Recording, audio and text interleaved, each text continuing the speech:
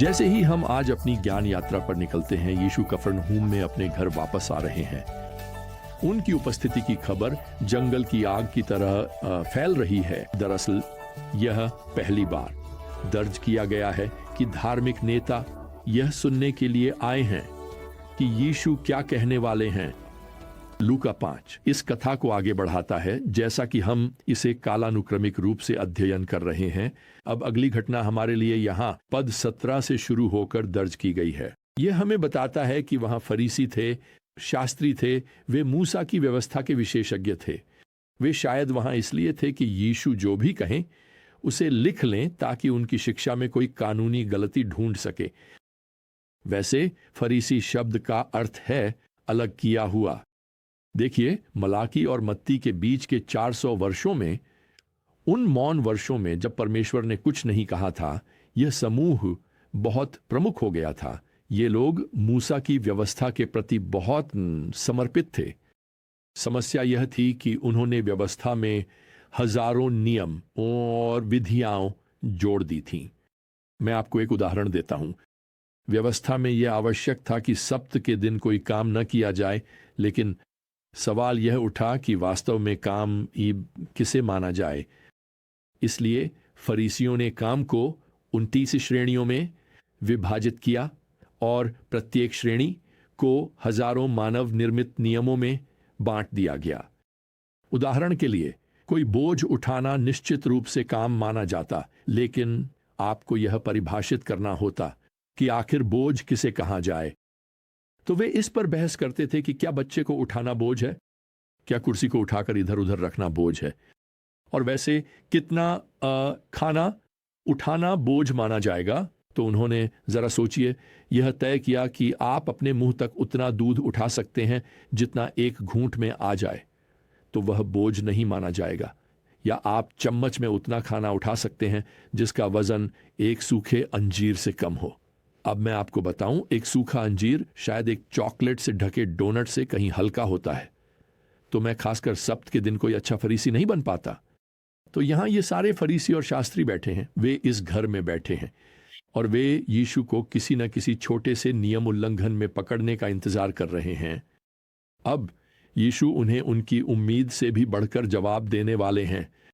अध्याय 18 में लिखा है, कुछ लोग एक लकवे के मरीज को खाट पर लाए और वे उसे यीशु के सामने लाने की कोशिश कर रहे थे, लेकिन भीड़ के कारण वे उसे अंदर नहीं ला सके।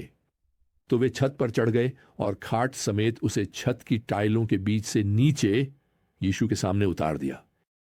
अब फरीसियों के अनुसार शारीरिक दुर्बलता परमेश्वर के अप्रसन्नता का संकेत थी।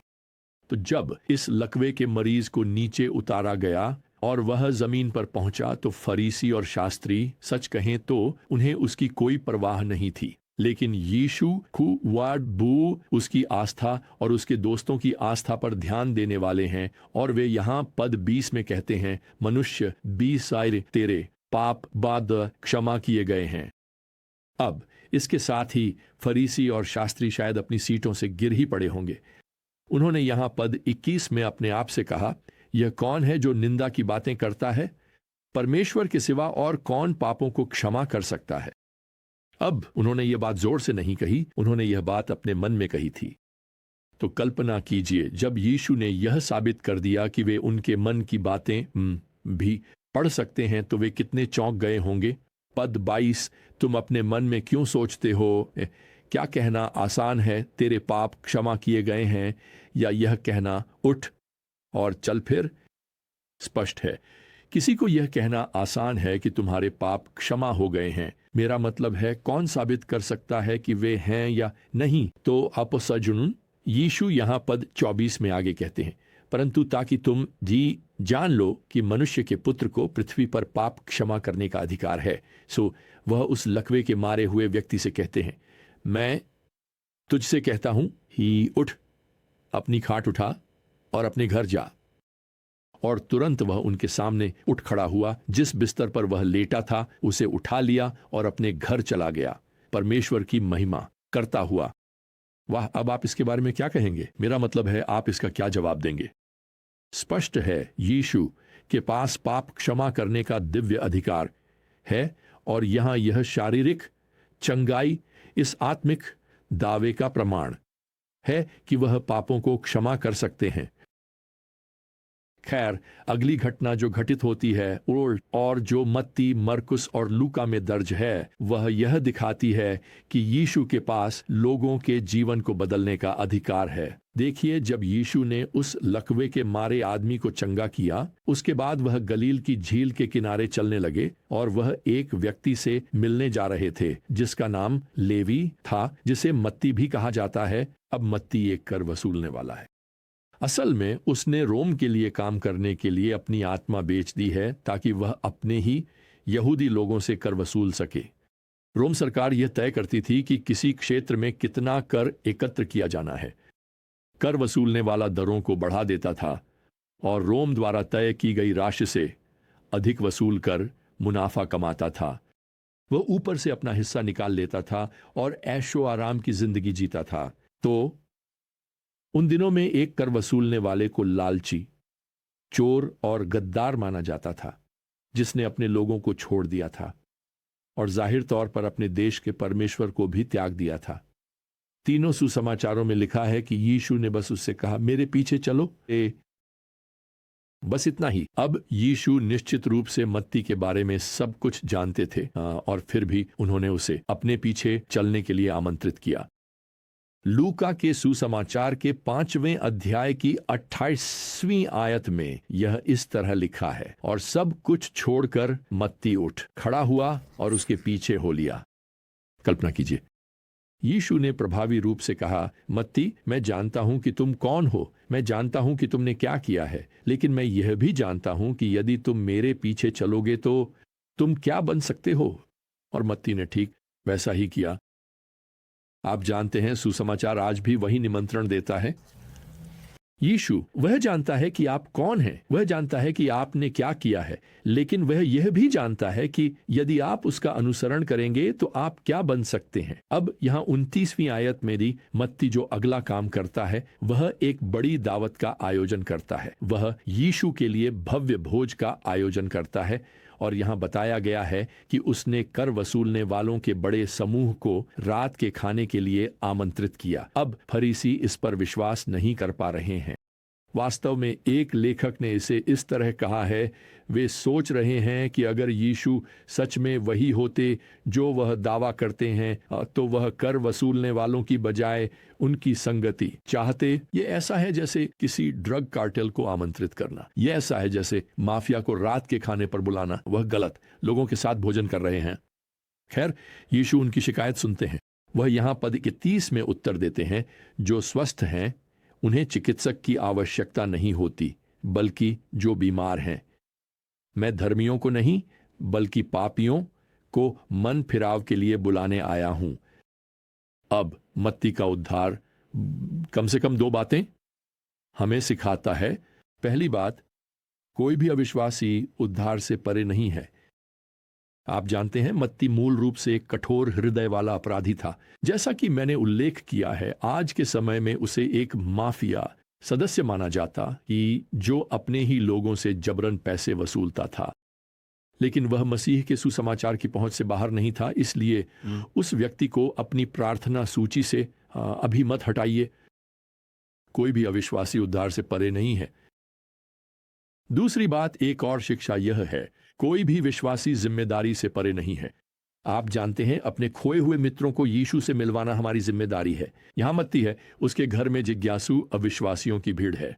क्या उसे, आप जानते हैं, शायद पहले कुछ सुसमाचार प्रचार प्रशिक्षण नहीं लेना चाहिए? क्या उसे सभी सवालों के जवाब पता हैं? क्या वह अब तर्कशास्त्र में निपुण है? नहीं, वह बस इतना जानता है कि यीशु ने उसे बचाया है। यही एक बेहतरीन शुरुआत है। असल में शायद आपको बस इतनी ही जरूरत है। खैर, यीशु की सेवकाई में अगली घटना कालानुक्रमिक रूप से, जिसे हम अपने विजडम जर्नी में फिर से सुसमाचारों का अध्ययन करते हुए देख रहे हैं, अब हमें मरकुस रचित सुसमाचार के 2 अध्याय में मिलती है। यहीं पर यीशु धार्मिक परंपराओं पर अपनी अधिकारिता दिखाने वाले हैं। अध्याय 18 में कुछ लोग उनसे पूछते हैं, यूहन्ना बपतिस्मा देने वाले के शिष्य और फरीसियों के शिष्य उपवास करते हैं, लेकिन आपके शिष्य उपवास क्यों नहीं करते? अब मूसा की व्यवस्था के अनुसार परमेश्वर ने उपवास केवल साल में एक दिन अनिवार्य किया था और वह था प्रायश्चित का दिन। अब स्वैच्छिक उपवास किया जा सकता था जब लोग प्रार्थना पर ध्यान केंद्रित करते थे, प्रभु के साथ समय बिताते थे। लेकिन यीशु के समय तक फरीसी सप्ताह में 2 बार उपवास करने लगे थे। और यीशु उन्हें यहाँ 19वें पद में उत्तर देते हैं, क्या विवाह के मेहमान उस समय उपवास कर सकते हैं जब दूल्हा उनके साथ है? जब तक दूल्हा उनके साथ है वे उपवास नहीं कर सकते। दूसरे शब्दों में यीशु कह रहे हैं, मैं दूल्हा हूं और जब तक मैं यहाँ हूं हम उत्सव मना रहे हैं, हम एक तरह से शादी का जश्न मना रहे हैं, हम उपवास नहीं कर रहे हैं। और यीशु इस बात को यहाँ 21वें पद में एक उदाहरण के साथ स्पष्ट करते हैं, कोई भी बिना सिकुड़ा हुआ कपड़ा पुराने वस्त्र पर नहीं सीता। अगर वह ऐसा करता है तो वह टुकड़ा पुराने से अलग हो जाता है, नया पुराने से अलग हो जाता है और कपड़े में और भी बड़ा छेद हो जाता है। दूसरे शब्दों में, अगर आप जानते हैं कुछ नया किसी पुराने वो पर सिलने की कोशिश करते हैं, तो जब नया कपड़ा सिकुड़ेगा तो उसमें छेद हो जाएगा। तो बात यह है, नए सुसमाचार को धार्मिक परंपरा के पुराने कपड़े से जोड़ने की कोशिश करना वो काम नहीं करेगा। यीशु इसी सिद्धांत को यहां पद 22 में समझाते हैं, यह कहते हुए कि आप नया दाखमधु पुराने मशक में नहीं डालते, क्योंकि जब वह नया दाखमधु फैलता है, जब वह किण्वित होता है, तो वह उस पुराने मशक में छेद कर देगा।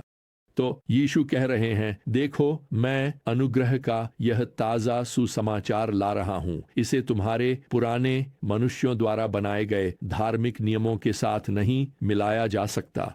वह मूसा की व्यवस्था की बात नहीं कर रही है, वह उनके मनुष्यों द्वारा बनाए गए नियमों की बात कर रहे हैं।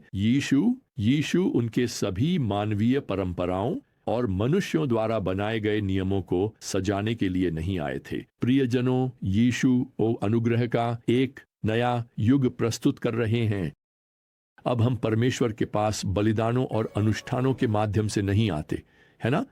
अब हम केवल मसीह के पूर्ण कार्य, इसमें विश्वास के द्वारा ही परमेश्वर के पास आते हैं। आपको मसीह के अलावा और कुछ भी जोड़ने की आवश्यकता नहीं है। तो जब तक हम अपनी विज्ञान यात्रा पर फिर से रवाना नहीं होते, प्रभु यीशु मसीह का अनुग्रह, परमेश्वर का प्रेम और पवित्र आत्मा की संगति आप सभी के साथ बनी रहे। आमीन।